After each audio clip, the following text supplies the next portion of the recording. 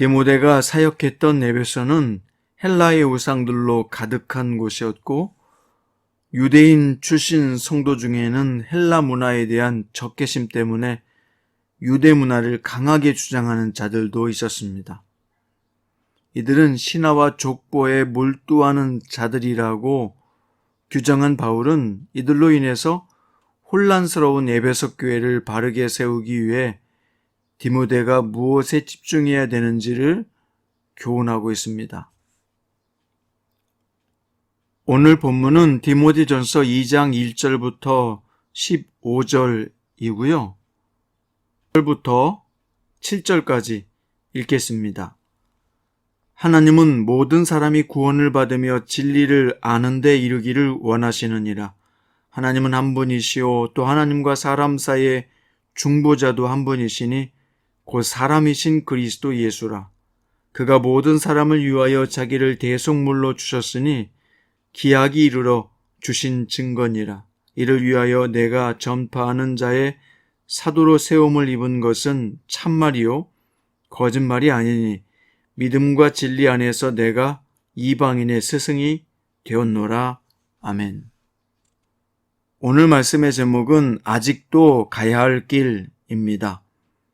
먼저 1절부터 7절까지 보는데요. 좌로나 우로나 치우치지 말라고 이야기합니다. 바울은 유대 율법주의자들이 무조건 이방인을 배척하는 것에 반대했어요. 그래서 하나님은 모든 사람이 구원을 받으며 진리를 아는 데 이르기를 원하시느니라 라고 가르쳤습니다. 그렇기 때문에 모든 사람을 위해서 간구하고 임금님들을 비롯한 높은 지위에 있는 사람들을 위해 기도하라고 권면했습니다.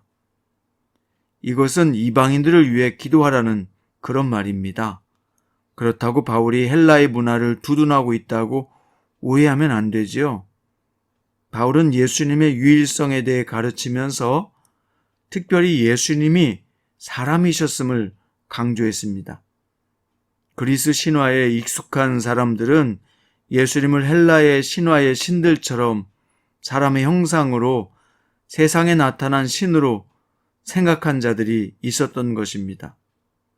또한 영적 세계와 육적 세계를 명확히 구분하는 헬라 철학의 영향으로 신이 사람이 되었다는 메시지를 부인하는 사람들이 많이 있었습니다. 그러나 바울은 절대 헬라 철학과 복음을 혼합하지 않았습니다. 그는 이방인의 스승으로서 이 사실을 가르쳤고 믿음과 진리 안에서 이것을 전파했다고 말합니다.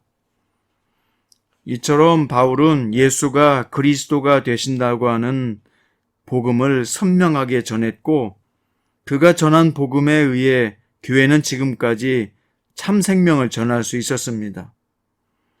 우리도 세상의 학문이나 가치관이나 복음을 뒤섞는 가르침을 철저히 경계해야 합니다. 이어서 8절부터 15절까지는 참된 경건의 삶을 택하라고 말하고 있습니다. 당시 스스로 경건하다고 생각한 유대인들 중에는 이방인들을 배척하고 배격하는 사람들이 있었습니다.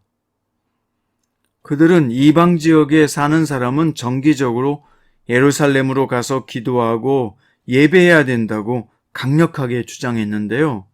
그런데 바울은 분노와 다툼을 피하라 라고 말하면서 전투적인 태도를 버리라고 명령했습니다.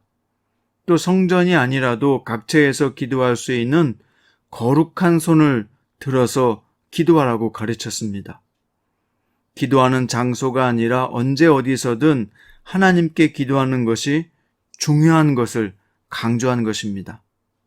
또 여성 성도들에게는 헬라의 외모 지상주의 풍조를 버리고 선한 행실을 보이라고 가르쳤습니다.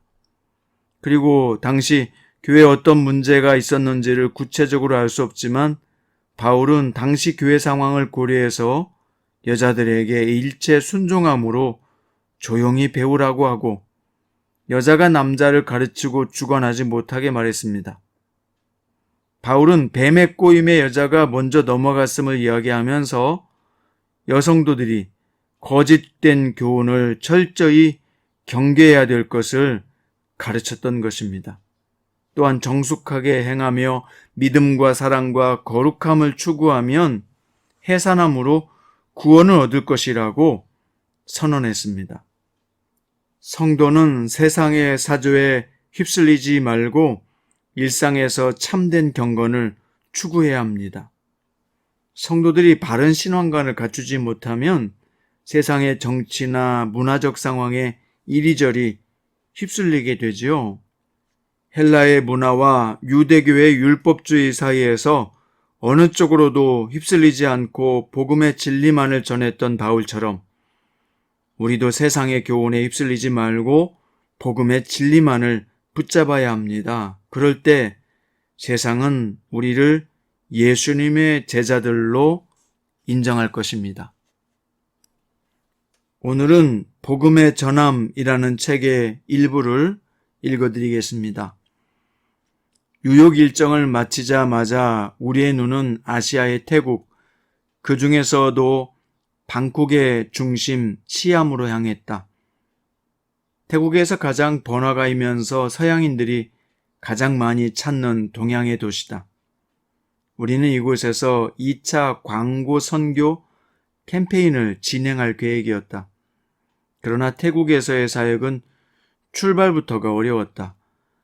태국이 불교 국가라 기독교 광고 자체를 허락할 수 없다는 통보가 따라온 것이다.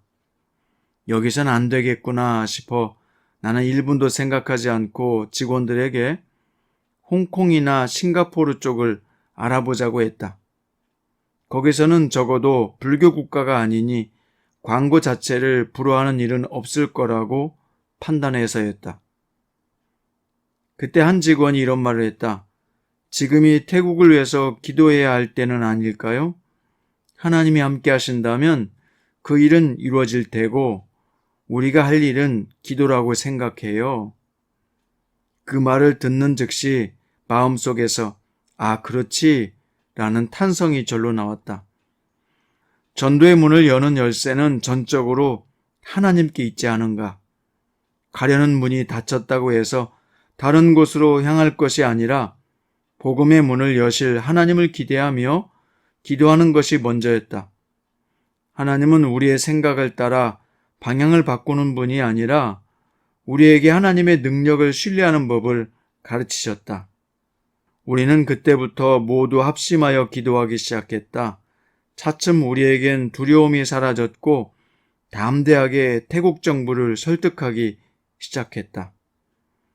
우리는 이미 비슷한 싸움을 몇 번 치른 사람들이었다. 태국은 공식적인 불교 국가라 영적 방해가 더하면 더했지 덜하진 않을 것이었다. 그래서 하나님은 한 직원의 입을 통해 기도로 이 일을 진행하도록 이끌고 계셨다.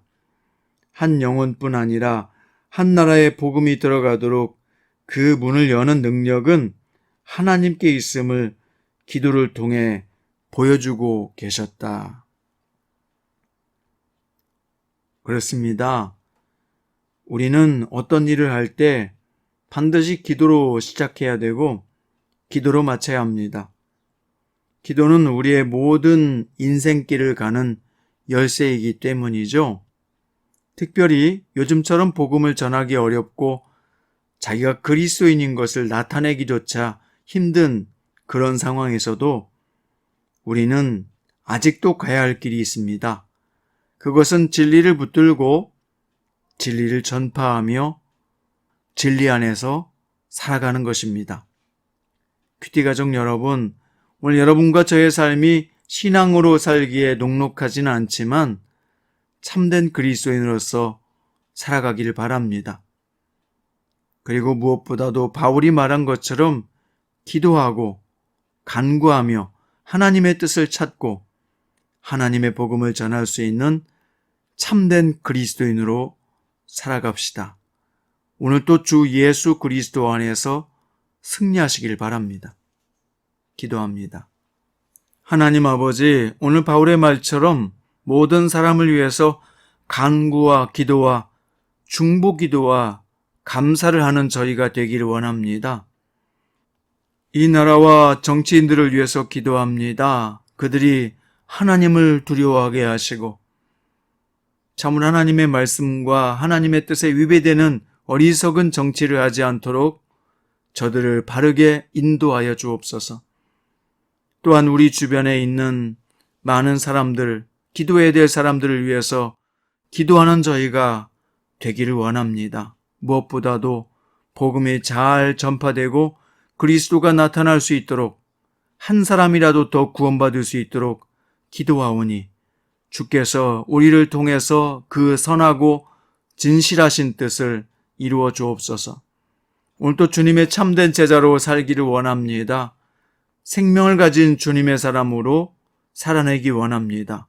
성령께서 인도하시고 붙잡아 주시는 복된 하루 되게 하여 주옵소서.